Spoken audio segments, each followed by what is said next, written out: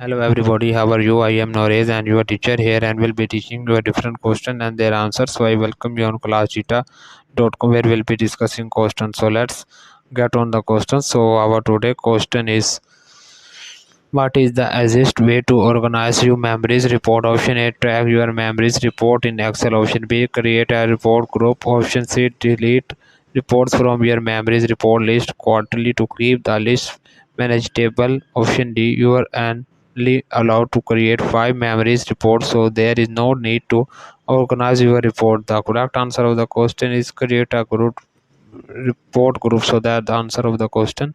If you are searching any other question, please visit www.classjita.com and find on the search section.